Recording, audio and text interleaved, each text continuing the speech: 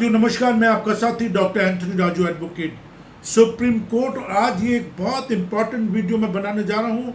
ये उस वक्त मैं ये वीडियो बना रहा हूँ कि अगर आप किसी झूठे मामले के शिकार हो गए हैं, चाहे वो आईपीसी 304 भी दहेज हत्या का मामला हो जिसमें आपके पूरे के पूरे परिवार को फंसा दिया गया हो, या झूठे बलात्कार का मामला हो जिसमें महिला द्वारा आपको बुरी तरह से फंसा दिया हो या आपके परिवार को फंसा दिया हो,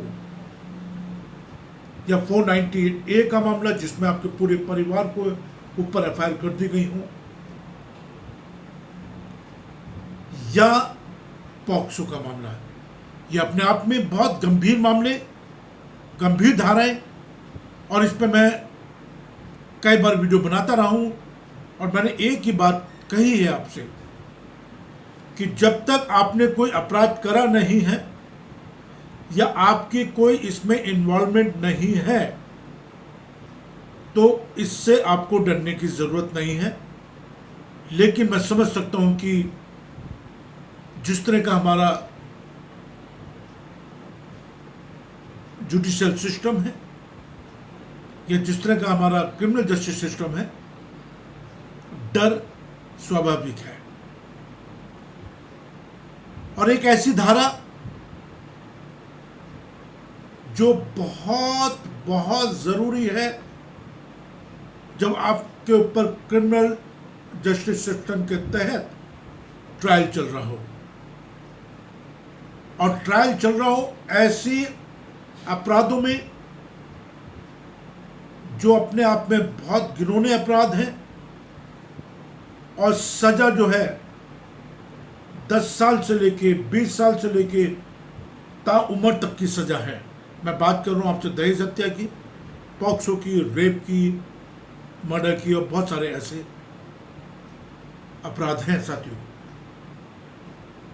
मैं आपसे बस सिर्फ एक गुजारिश करना चाहता हूं, क्योंकि मैं ये वीडियो बनाता हूं, अपना बहुत कीमती वक्त इस वीडियो को बनाने में लगाता हूं, और सिर्फ कारण यही है इस वीडियो बनाने का कि आपको जो हिंदुस्तान के बेसिक कानून है उसकी एक जानकारी आपके पास हो।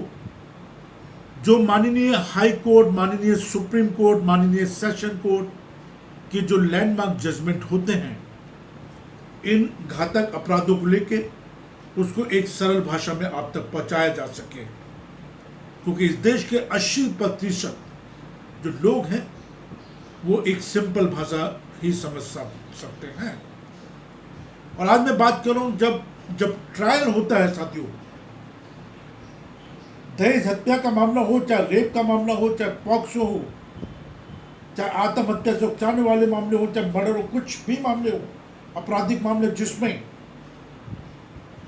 2 साल से ऊपर की सजा है, उसमें ये जो सेक्शन, जो धारा बताने जा रहा हूं, इसका बहुत बड़ा रोल है साथियों, बहुत बड़ा रोल है। Very very important section for the trial in the very very serious offence IPC 304B, dowry death, suicide, rape, murder, abetment to suicide, etcetera etcetera. और कई बार हमारे साथीगण इस धारा को बहुत लाइटली ले लेते हैं।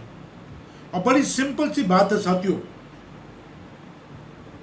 आपके खिलाफ एक इतना गंभीर मामला दर्ज है और चार्जशीट आ गई है,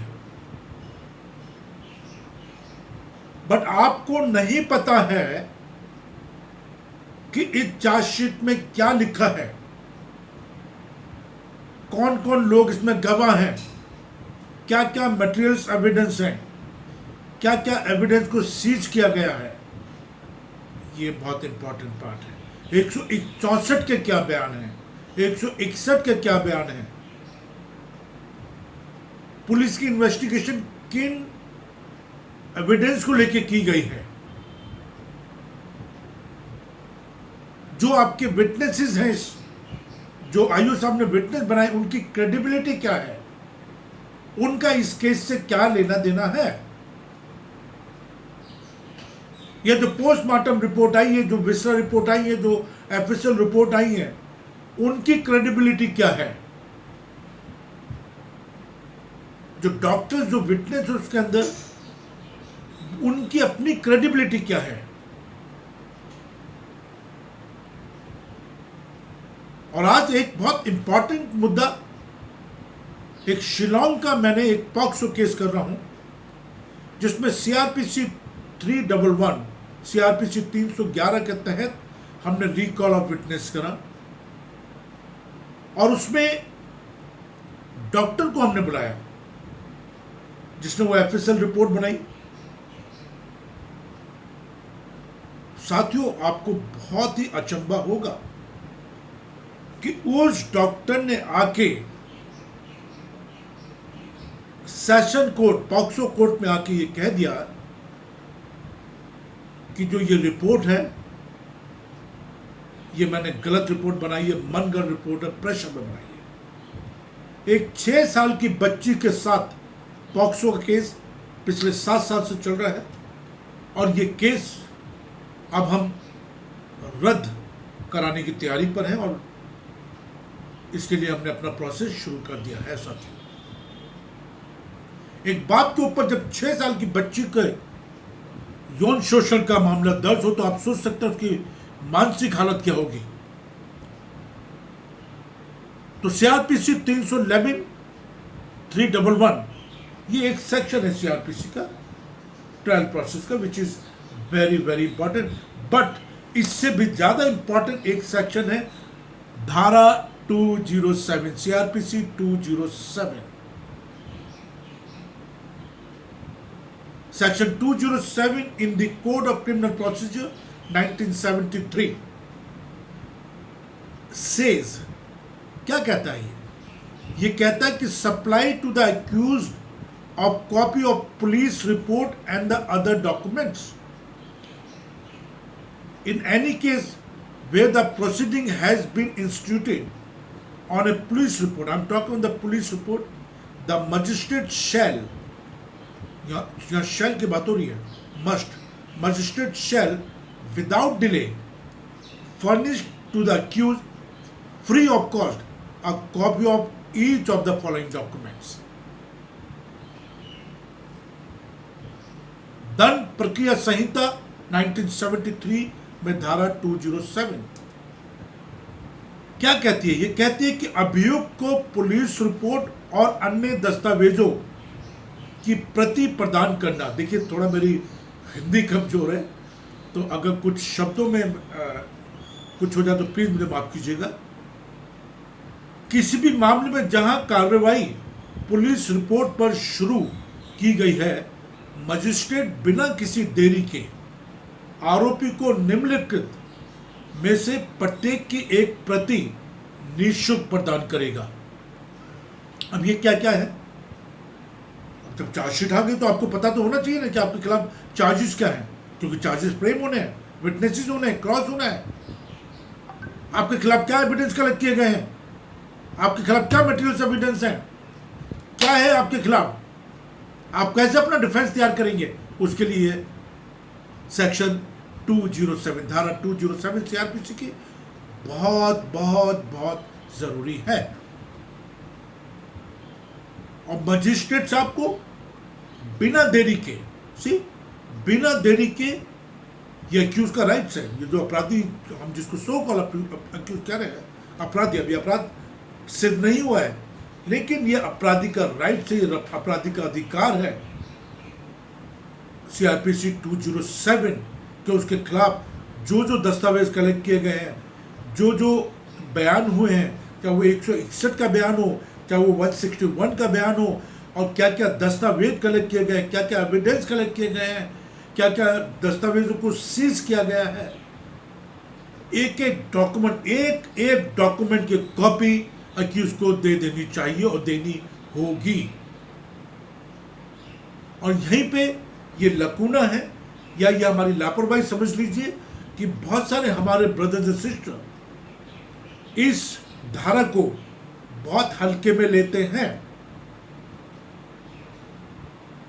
और जब हम पिटीशन लगाते हैं बेल के लिए या एंटीसिपेटरी बेल के लिए हम रटे रटाए शब्दों में उसको प्रिंट कर देते और लगा देते हैं। हम कभी ये नहीं जानने की कोशिश करते हैं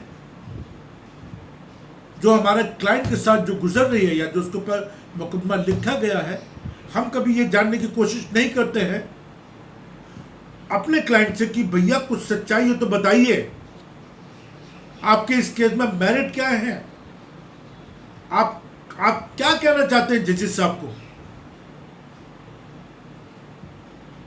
माननीय कोर्ट को आप क्या कहना चाहते हैं, उसी को तो हम लोग कहेंगे ना सर।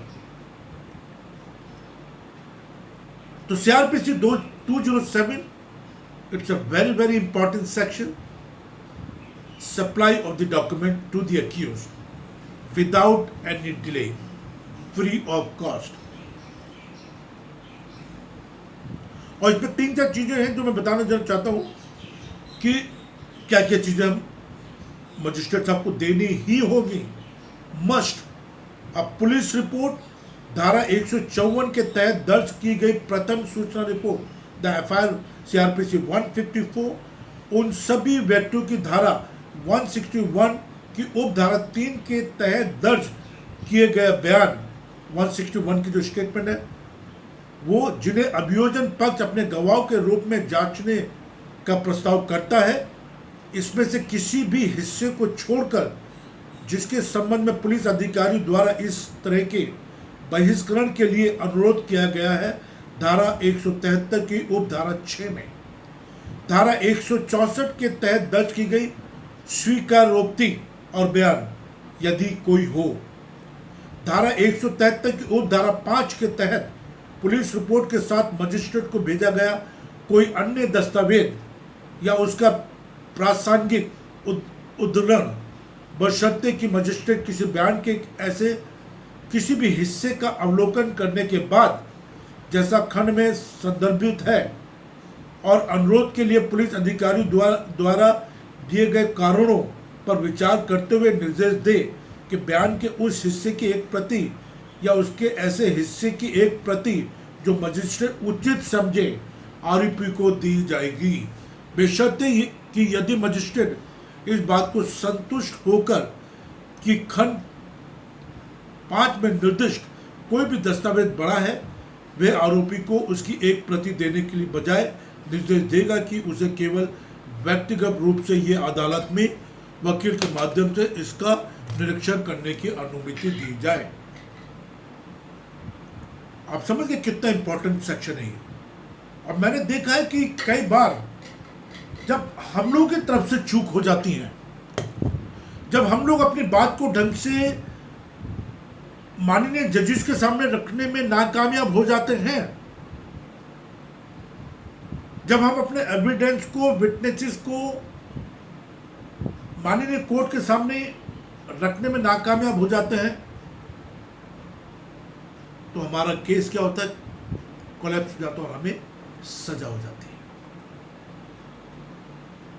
तो जितने भी डिफेंस एडवोकेट हैं, देखिए मैं एक एडवोकेट हूं, मैं तो पूरी की पूरी चार्जशीट का मैं तो बाल में से खाल निकालता हूं, और अपने जो मेरे जो क्लाइंट होते हैं उनको 10 बार फोन करना, उनसे बातचीत करना, एक एक चीज जानने की कोशिश करता हूं।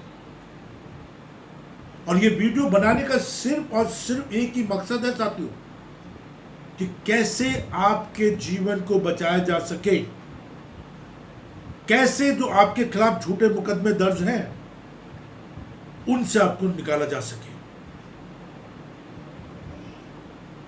मैं एक सामाजिक कार्यकर्ता हूं, all India council of human right का अध्यक्ष हूं, इंडियन ह्यूमन राइट काउंसिल का अध्यक्ष हूं, और उस नाते से मेरा ये फर्ज बनता है, ये कुछ पब्लिसिटी नहीं है, ये फर्ज बनता है कि मैं एक आम आदमी को आम भाषा में जो माननीय कोर्ट की जजमेंट है, high court, supreme court, session court, या जो कानून की परिभाषा है उसकी बेसिक फंडामेंटल तो बता दूं। और मेरी टीम, मैं आपको बहुत दावे और जिम्मेदारी के साथ कह रहा हूं, मेरी टीम पूरे हिंदुस्तान में हाई कोर्ट में, सेशन कोर्ट में, सुप्रीम कोर्ट में हाजिर है आपकी मदद के लिए, एक ऐसी मदद जो आपका जीवन सुधार देगी, आपको बचाने की हम कोशिश करेंगे। और डिपेंड करता है, बड़ी जिम्मेदारी के साथ कर रहा हूं। अगर आपके केस में मैरिट्स हैं,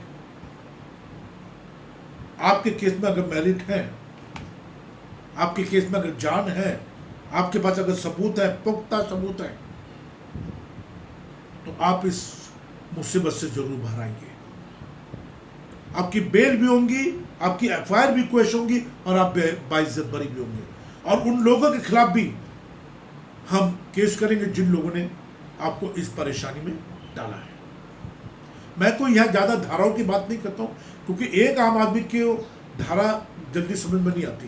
ये टेक्निकल लैंग्वेज, एक मैकेनिकल लैंग्वेज, लेकिन बेसिक चीजें मैं आपको बता देना चाहता हूं। ये वीडियो बहुत इंपॉर्टेंट है साथियों, मैं नॉलेज शेयरिंग कर रहा हूं, ये कोई पब्लिसिटी स्टंट नहीं है, ये नॉलेज शेयरिंग है। मेरी आपसे हाथ जोड़ के विनती है कि आप इस चैनल को जरूर सब्सक्राइब करें, लाइक करें, कमेंट्स करें, व्हाट्सएप करें, एसएमएस करें, जो आपको लगता है यार वो करो ना। अगर आप मुझसे बात करना चाहते करो, कौन मना कर रहा है? मेरी टीम से अगर बात करनी तो बिल्कुल कराएंगे, बात करिए, कौन मना कर रहा है? मेरा नंबर है 9873000542, मैं डिस्क्रिप्शन में भी दूंगा आपको, 9873000542, इस पर आप मुझसे बात भी कर सकते हैं, मुझे एसएमएस कर सकते हैं, कॉल कर सकते हैं, व्हाट्सएप कॉल कर सकते हैं। तो ये अपना आप एक बहुत ही बड़ा मुद्दा है साथियों। और आईपीसी 304B के मामले हो, दहेज हत्या हो, 498 हो, कोई भी मामले, ऐसे आपराधिक मामले जो आपके सर के ऊपर मरे गए हैं, गड़े गए हैं, तो इनसे डरने की जरूरत नहीं। अगर आपको लगता है झूठे हैं, बिल्कुल भी इनसे डरने की जरूरत नहीं है। हम अपने एविडेंस पर काम करें, विटनेसेस पर काम करेंगे, चार्जशीट में क्या लिखा है उस पर काम करेंगे, कौन कौन गवाह है, उनकी क्रेडिबिलिटी क्या है, उन पर कितना विश्वास कर सकते हैं, स्पॉट इंस्पेक्शन भी करेंगे। और जो हमारी एक्सपर्ट टीम है, एफएसएल की हमारे पास टीम है, पोस्टमार्टम की टीम है, हम उनसे एडवाइस भी लेंगे, क्यों नहीं लेंगे। तो ये सारी चीज़ें हैं साथियों। और मैं ज़्यादा ही लंबी वीडियो नहीं बनाऊंगा क्योंकि काफ़ी लंबी हो जाती है, और क्योंकि शॉर्टकट नहीं है ज़िंदगी में कुछ भी, इसलिए थोड़ा ये वीडियो लंबी होती है। बट आप प्लीज़ बिल्कुल मत डरिए, अगर आपने कोई अपराध नहीं करा तो बिल्कुल डरने की ज़रूरत नहीं है। और मैं हमेशा आपकी मदद के लिए तैयार हूँ, हमारी टीम आपके लिए मदद के लिए तैयार है। जय हिंद।